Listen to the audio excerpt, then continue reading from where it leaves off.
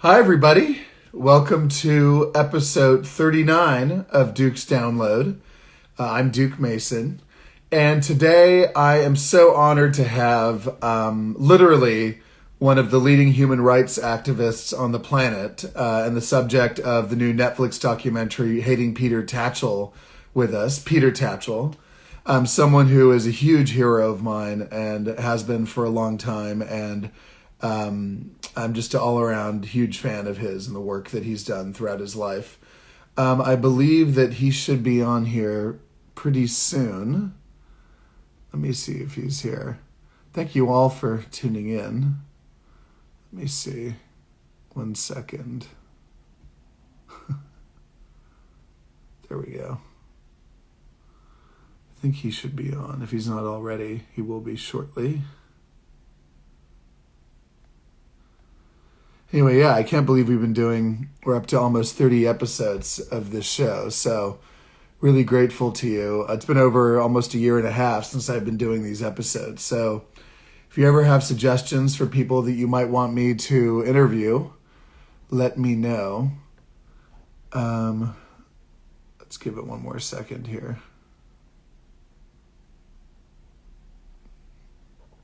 Bear with me, everybody. I know I don't think he's done an Instagram live before, so we're just going to give him a minute here. See when he comes on. Hi, Ivan. Let's see. But yeah, if any of you haven't seen the Netflix documentary yet, of course, we'll talk about it throughout the interview. But Peter is one of probably the leading gay rights activist in the UK and has been for the last 40 or 50 years. And he's a really amazing guy. And, all around hero, not just on gay rights, but on human rights in general. And yes, I have interviewed my mom. She was actually my first interview for the gentleman who asked. Let me see if he's on yet. If he's not on yet, or if he doesn't come on shortly, I may restart. Oh, he's on. There we go. Let me send him a request.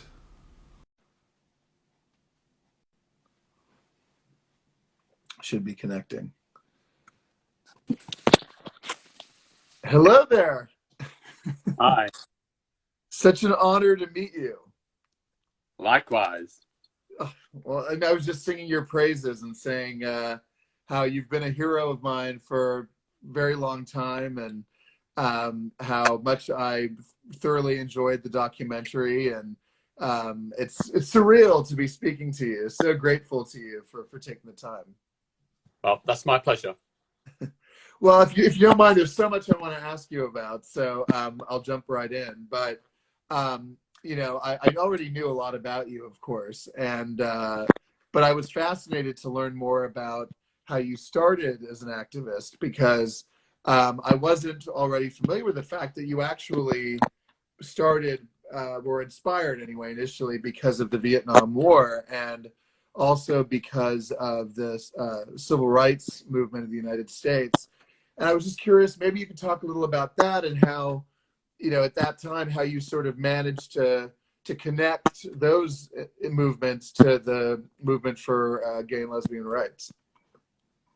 Well, I can remember way back in 1963, when I was 11 years old, I heard about the bombing of a black church in Birmingham, Alabama, where 4 young girls about my own age were murdered by white racists. I was so shocked by that. And I was only 11 years old, but immediately I took an interest in and support for the Black Civil Rights Movement led by Dr. Martin Luther King. Then, this interest and support continued throughout the 1960s. And when I realized that I was gay in 1969, at the age of 17, there was no LGBT plus movement or even organization at all in my hometown of Melbourne, Australia. Hmm. So I wanted to do LGBT plus activism, but I had no reference point, no template, no model, no example of how to do it. So I looked back at my following of the Black Civil Rights Movement and sought to adapt their ideals and methods to the struggle for LGBT plus rights. I can remember thinking to myself that if Black people are an oppressed minority, which they are, or were, or still are, then most definitely LGBT plus people are as well. And if Black people deserve equal rights, which they do, then so do LGBT plus people. So I conceived in my own little naive head the idea of LGBT plus people as an oppressed minority, and that we had a just fight for justice and freedom and equality. It wasn't until I came to London in 1971 that I managed to, for the first time, get involved with an LGBT plus organization, the newly formed Gay Liberation Front. Now, the reason I left Australia was partly because I always wanted to travel, but partly because I've been very heavily involved in the Australian campaign against Australia's involvement in the Vietnam War, draft for that war. And for many Americans who don't realize, I think Australia sent proportionally, given our tiny population, more troops to Vietnam than the United States.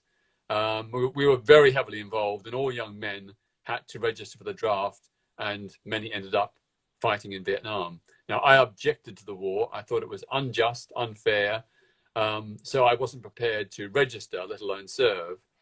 If I'd maintained that position, I would have been imprisoned for 2 years.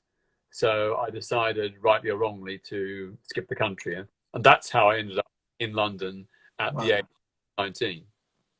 Well, I didn't realize that because I don't know if the word was used in the documentary, but were you a conscientious objector, or were you or you just left the country and therefore didn't need to participate? Or it's fascinating, really fascinating.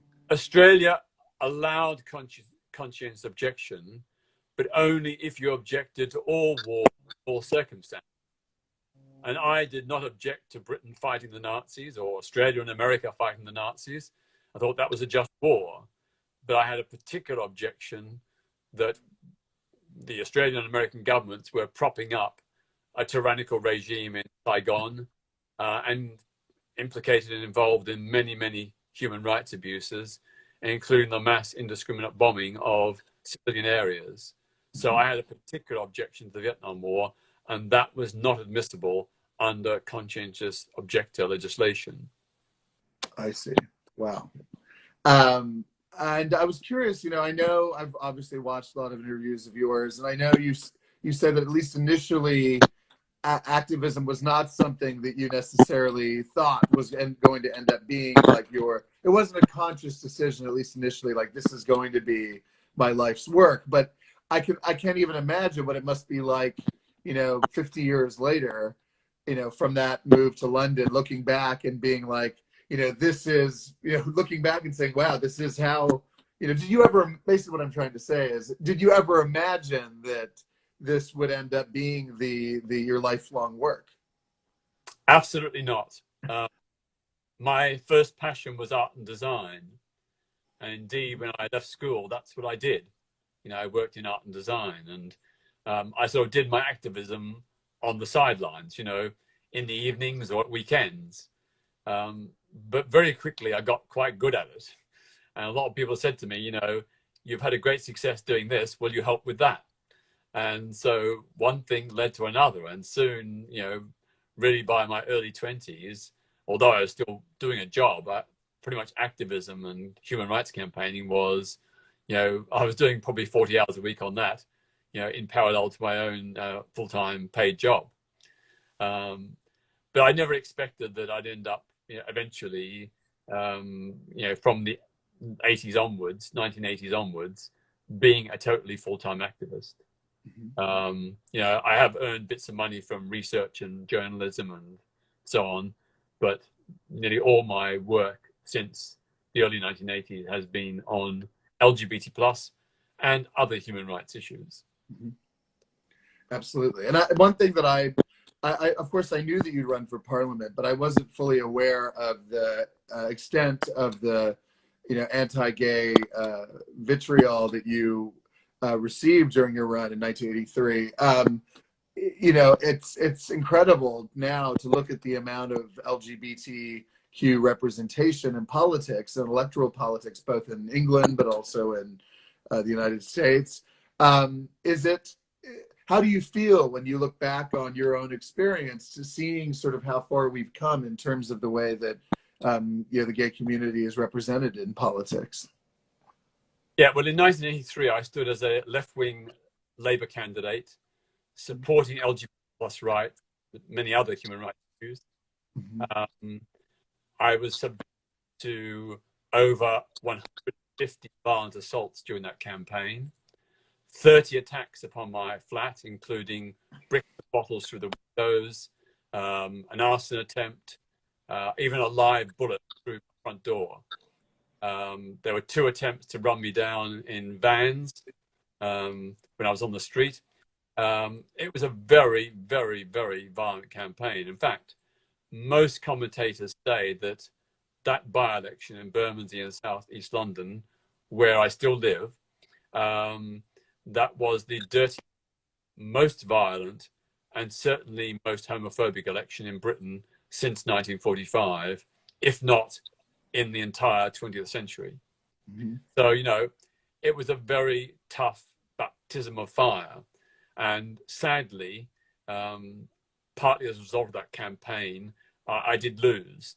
But I was also subjected to a torrent of really vile, coverage by tabloid newspapers who berated me over my support for LGBT rights and many other issues. But I look back and all the things that I was told back then were extremist and that I was unfit to stand for parliament, they're now the consensus. So I argued that everyone in Britain should have, be able, if they do a day's work, they should get a national minimum wage, that employers would not be undercut. And that was denounced as extremist. I advocated negotiated political settlement of the war in Ireland, and that again was denounced as extremist. I argued for a comprehensive Equality Act to protect every person against discrimination and to guarantee them equal treatment, and that too was denounced as extremist. So on those 3 policies and many others, it's now the mainstream. Even the right-wing conservatives support these policies. But back then I was very much an outlier, pushing the agenda forward. Absolutely. No, it's incredible. And I thought it was so interesting though that you ran for office, you had that horrific experience, but then you decided in a sense that, because politics, electoral politics and activism, of course, there's some synergy there, but they're 2 different things. But I felt like maybe after that experience, you decided that your role was going to be one sort of from the outside to help push those who were in office to move in the right direction on the important issues. But if I may, I was going to skip forward because there's so much I could ask you about. But some of the most incredible things that were featured in the documentary, I thought it was so interesting that someone like you, who some might call sort of antagonistic in terms of the way that you push and you call out the people who are who need to be called out, the people who are in government and who are making these anti-LGBTQ policies. I thought it was so interesting though that you talked about whether it was Mike Tyson or other people in politics and in pop culture who have taken anti-gay stands. You actually, even though your initial interaction with him was antagonistic, it actually became sort of interaction that wasn't. It was actually ended up being a very positive interaction. And I think maybe, if you wouldn't mind, maybe you can talk a little about that and how actually sometimes you've said that and being antagonistic isn't necessarily the right approach, that it's good to try to build connections with people instead of continuing to be antagonistic.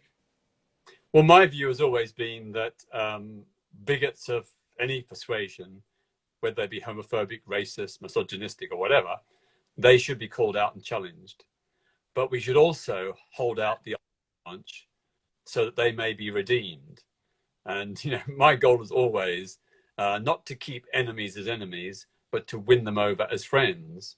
So when in 2002 I heard that boxer Mike Tyson was going to have a world title fight in Memphis, Tennessee, against the British boxer Lennox Lewis, and being aware of Mike Tyson's ghastly homophobic abuse against Lennox Lewis and indeed other boxers, I thought someone has to challenge him. So I got on the plane and flew to Memphis, and the plan was to try and ambush him at his gym, because I knew in the run up to the title fight he'd have to train somewhere. So when I arrived in Memphis, I scoured through all the papers and magazines, and there was just a small mention in one of the papers that he was living in an outer suburb of Memphis. So I then did a search of all the gyms in that area, assuming he probably was locating in that area because there was a very good gym nearby.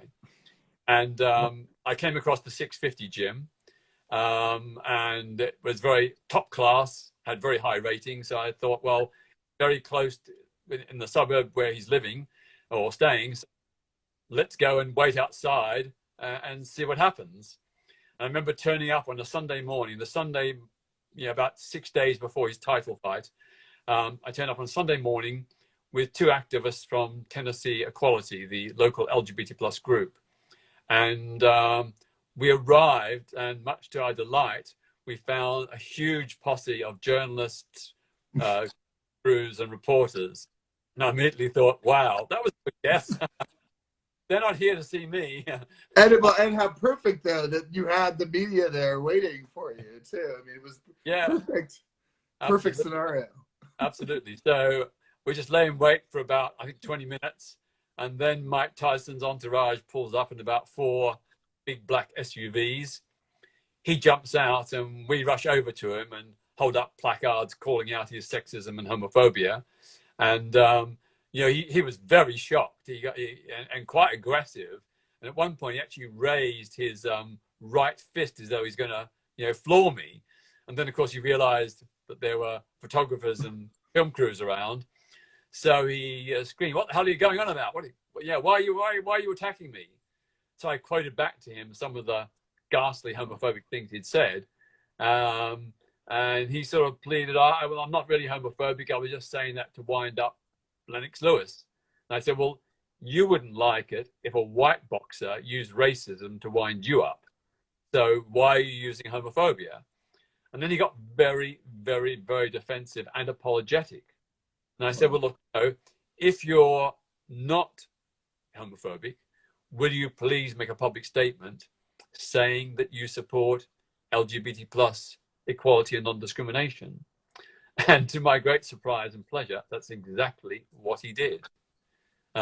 He spoke out against discrimination against LGBT people. So that for me was a win. I wanted to go away with something positive, and he gave that. And it's to his credit that, having been initially quite hostile and even threatening, and I tell you, I was quite scared. He turned things around and made it very clear that he supports LGBT plus rights. Pretty unbelievable. I've since heard from John that not long after that, he began supporting the Elton John AIDS Foundation and gay causes Elton was promoting. So I don't know whether I had anything to do with that, but it's fantastic when someone who's on the wrong side can be brought over to the right side. And that's, I think, the way you achieve social change. You've got to always hold out the possibility that people can change. And similar to that, the story, which and I knew this, the public story about your confrontation of the former Archbishop of Canterbury in 1998, but I wasn't familiar with the fact that afterwards, not only did he, become sort of more sympathetic to the goals of what you did, but he actually did an interview for your documentary, which I thought was incredible. And maybe I was curious, maybe you could talk a little about what your relationship with him was like after that, and And maybe even I'll just explain a little bit for those who may not already be familiar with what happened. I think maybe we Well, have. Dr. Oh, George Carey became Archbishop. yep. Dr. Say George that Carey again. became Archbishop of Right. Canterbury back in 1991. So Right. he was the head of the Church of England and the Right. head of the global worldwide Anglican Communion, of which the Episcopal Church in America is a part. Now, he had said on his enthronement that homosexuality was a terrible sin and that gay people must repent. But worse than that, he actually advocated discrimination in law against LGBT plus people. He said the law should discriminate because homosexuality was, to quote his words, inferior to heterosexuality. So we tried to meet Dr. Carey for 8 years. He wouldn't meet the LGBT plus group outrage that I was involved in. And in fact, he wouldn't meet any LGBT plus organization, not even members of the lesbian and gay Christian movement, many of whose members belong to his own Anglican church. So faced with that intransigence, the door being slammed in our face, we thought we have to confront him. We can't let him get away with it. So we went to his cathedral on Easter Sunday in 1998. The day when his sermon is televised around the world. We sat quietly in the pews on the left-hand aisle, reading our Bibles to blend in. And then we didn't interrupt any sacred parts of the service, but when he began his sermon, we got up out of our seats, calmly walked to the front and walked up into the pulpit. But before we got there, we noticed there were 3 church wardens, sort of almost like standing guard by the pulpit. And we had immediately our hearts sunk. We didn't want a confrontation, a violent tussle with these wardens. So one of our members had the brainwave to feign an asthma attack. And so he began gasping and air and fell down on the ground, and the wardens rushed over to help him. Meanwhile, the rest of us just calmly walked up into the pulpit. And I stood right next to the Archbishop. In fact, he was very surprised, as you can imagine. He moved slightly to one side to give me the pulpit. And then I began an alternative sermon. And to sum up what I said, I just said that discrimination is not a Christian value. Now, of course, this being a big civic occasion, right in the front rows of the cathedral were the chief constable, the police chief of the area, and his senior officers. So they got out of their seats and then began to try and remove us. There were, I think, 7 of us in the pulpit holding up placards denoting the various forms of discrimination that Dr. Carey was endorsing. I just ignored them. I just carried on preaching in the best way that I knew. And the next thing I knew, I was holding on to steady myself. I was holding on to this the railing of this beautiful, exquisite 13th century pulpit. The next thing I know, hefty officers grabbed me around the waist and yanked me backwards. And of course, I was totally unprepared. So parts of the pulpit broke off in hands. I was dragged down the stairs, being punched by these wardens as I went. And then eventually I was taken to police station for, I think, nearly 7 hours. I was released on bail because they didn't know what to charge me with. But then some weeks later, I was told I was going to be charged with, quote, indecent behavior in a church. I hasten to add, I did not drop my trousers. So it was just that under the 1860 Ecclesiastical Courts Jurisdiction Act, formerly part of the Brawling Act of 1551, any interruption of a minister of religion, a place of worship, is deemed to be indecent. So I was arraigned for trial, and the magistrate accepted that it had been a brief, peaceful protest. We hadn't attacked the Archbishop or verbally abused him or the Christian faith. So he could have fined me, I think, several £1,000s and sent me to prison for some months. But instead, the fine was £18.60. about $30, 1860 being the reference to the Act of Parliament and I'd been charged and convicted. So that is conviction, although it's now been expunged from the record under the Rehabilitation of Offenders Act. So out of 3,000 direct action protests over 54 years, that's the only conviction they ever nailed on me. Wow. Unbelievable. Unbelievable. It is an incredible story. And for those of you who haven't seen the documentary yet, the footage is in the documentary and also on YouTube. The Associated Press posted the footage, I believe. So it's worth taking a look at. That particular incident is on YouTube, and it's incredible. But I wanted to ask you, more. Go ahead. In case people don't know, the documentary on Netflix is called Hating Peter Tatchell. It got that name because the director, Christopher Amos, when he began making the film, he was shocked at the level of hatred and vitriol against him. I mean, every homophobe, racist, anti-Muslim or anti-Jewish bigot or misogynist targets me because I do things that rile them. I challenge their prejudice. The one thing I just add on about that story is that the positive outcome of that protest was that, first of all, George Carey did dramatically reduce his advocacy of discrimination against gay people. He stopped lobbying Parliament against equality. He also met with the gay Christian movement for the first time, and he appointed a senior bishop, to liaise with the LGBT again for the first time. So that was 3 wins out of that protest. Unbelievable. I mean, and another example of someone who, at least initially, it started as sort of this confrontational relationship, but then turned into a very productive one, and hopefully changed their individual minds as well on these issues. More broadly, because there's a few different issues that sort of fall under this umbrella, but I think it's interesting how you always talk about. I mean, of course, LGBT plus rights are a center focus of yours over your career, but more broadly, I mean, whether on with Mugabe, but also then with Russia, with the upcoming World Cup in Qatar. I mean, yes, you focus on LGBT plus issues, but more broadly, you're about human rights and human rights internationally. And maybe you can talk a little about how, yes, LGBT plus is a focus, but both in the case of Zimbabwe, in the case of Russia, in the case of Qatar, maybe you can talk about why you have decided to sort of, how the two will sort of work in tandem, but they're two separate issues in a sense, in some cases.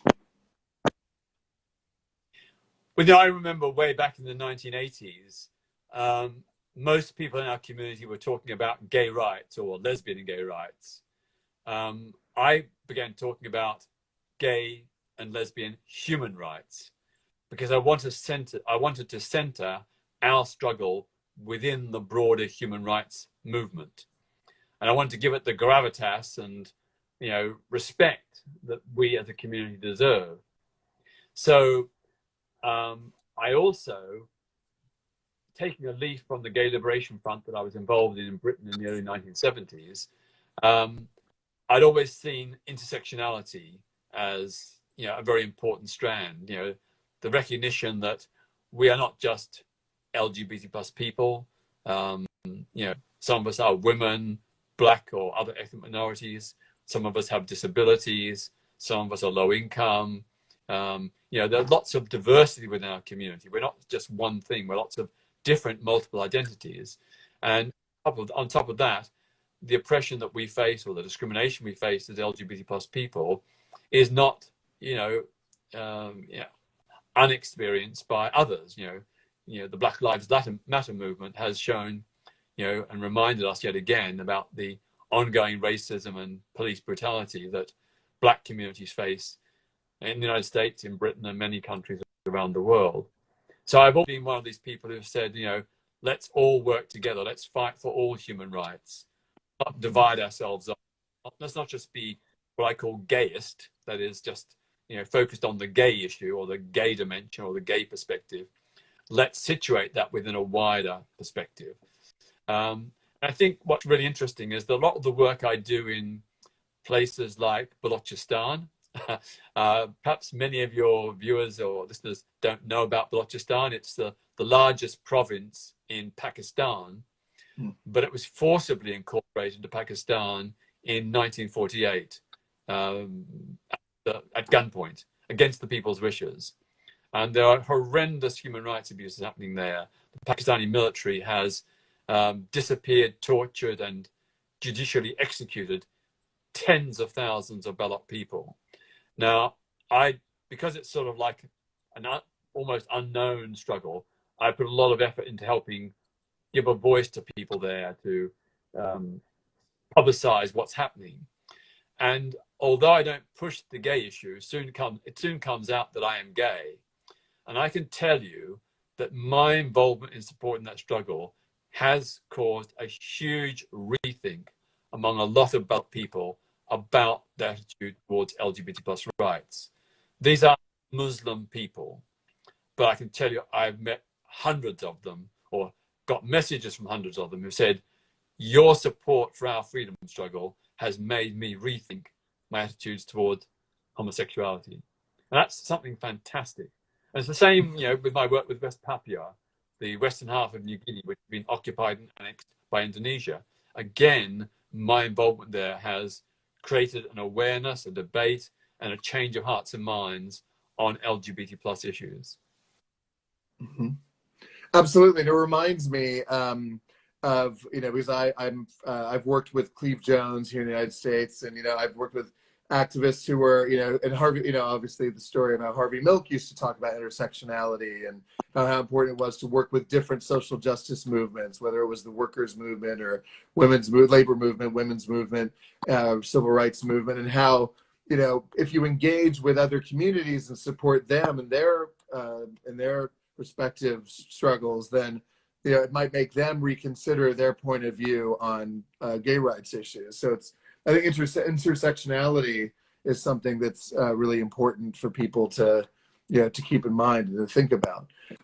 One international issue that I also am so grateful to you for focusing on, and it's something that you maybe, I don't know if you're aware, but something that I've worked on. I worked with Cleve on, in fact, here in the States, was the Brunei and the Dorchester collection. And I was really pretty involved in on the boycott of the Beverly Hills Hotel here in Los Angeles. And I saw I was in the midst of my research for this interview. I went back and I looked at some of the photos and video from the protest you did at the Dorchester, I guess about 2 years ago now.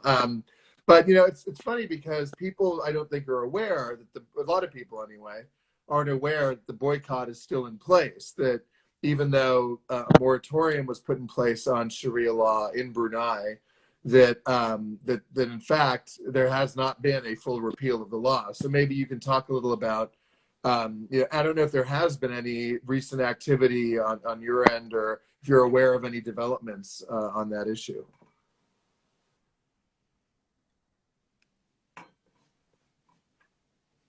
I think there was a connection issue.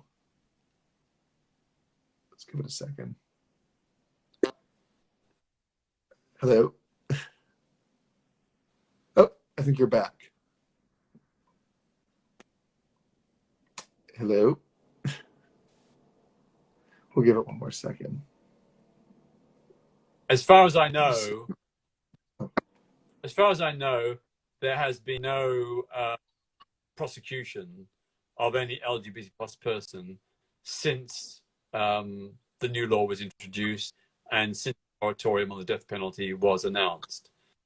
That doesn't mean to say that it won't happen in the future.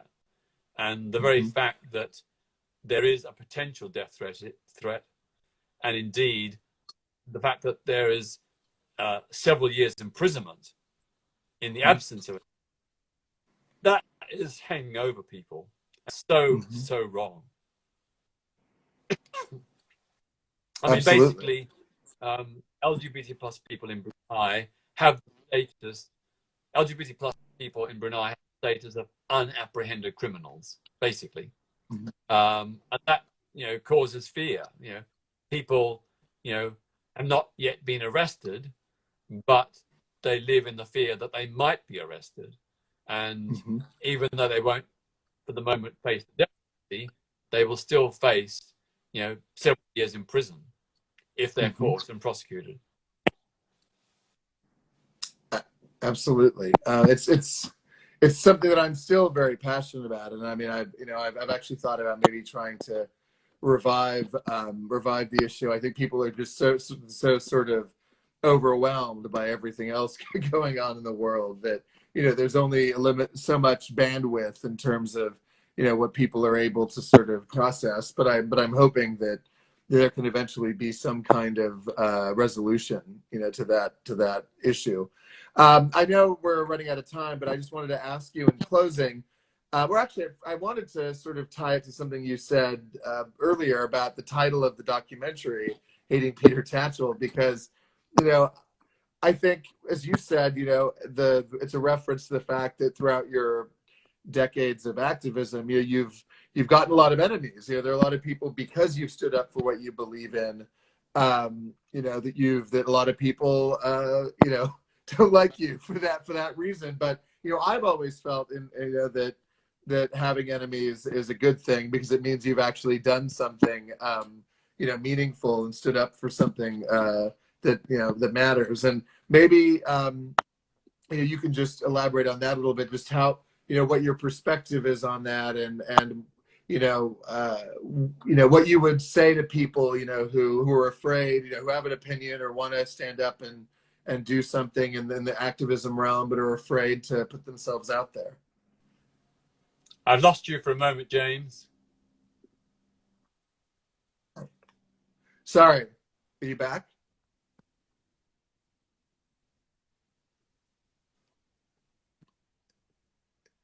Hello, you there?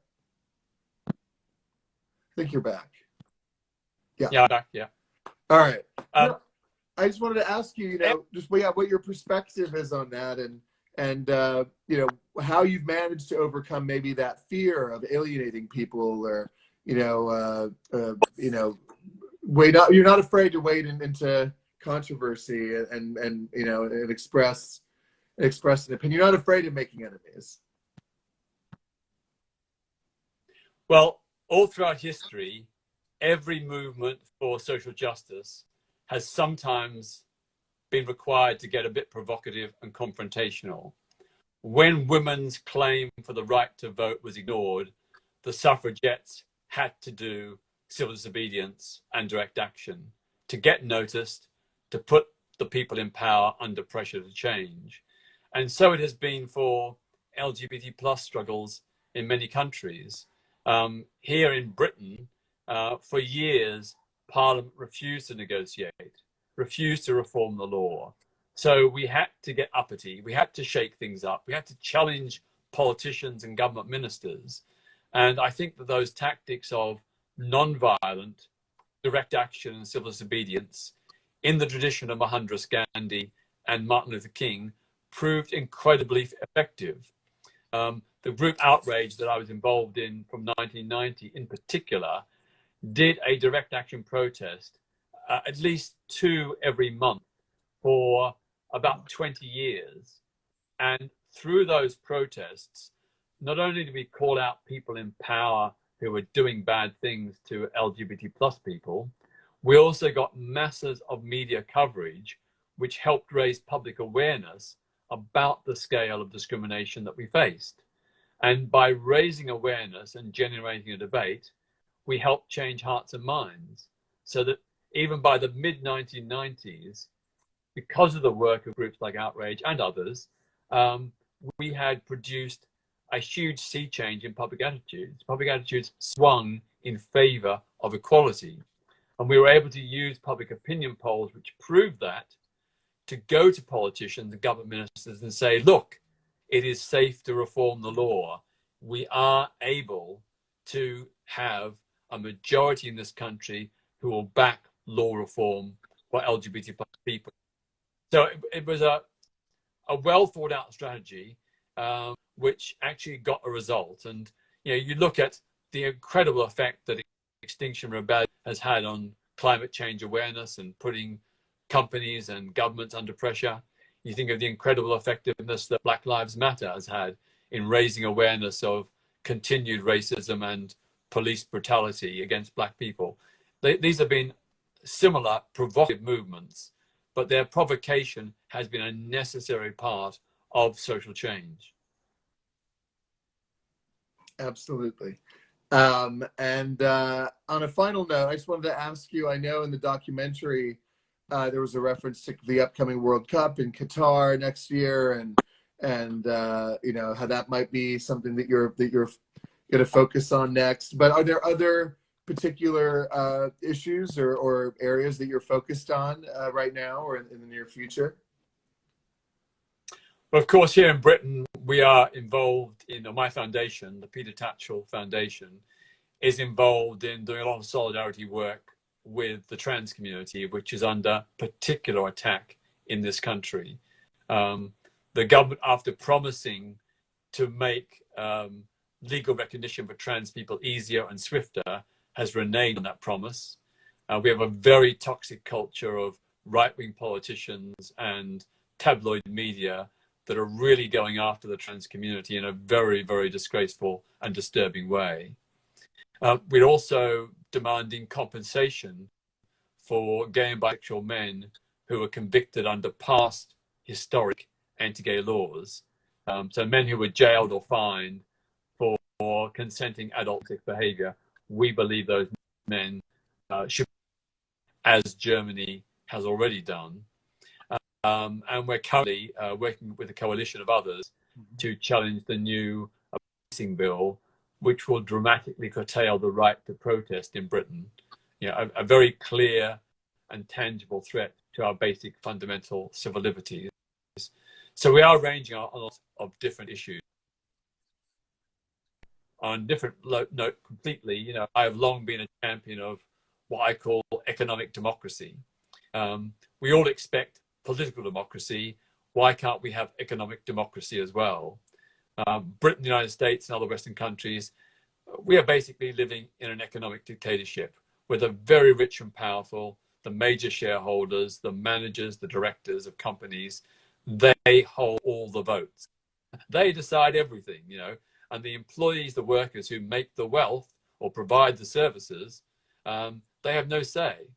So I've argued for a long time that it should be by law that on all private enterprise institutions with more than 50 employees and on all public institutions, whether they be local government or health providers and so on, that they should be required by law to have at least 1/3 employee and consumer directors. So representations for the staff and representations for the public who are the consumers.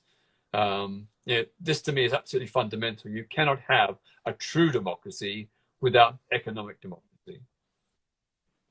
I could not agree more. And I'm familiar with the work you've done on that and on those other issues as well. I'm so grateful to you for doing this. There's so many things I wanted to cover that I couldn't cover. I mean, like literally 10 things, but I'm so grateful to you for doing this and such a huge fan and admirer. And for those of you who haven't seen Hating Peter Tatchell yet, it's on Netflix. So please take a look. And thank you so much, sir.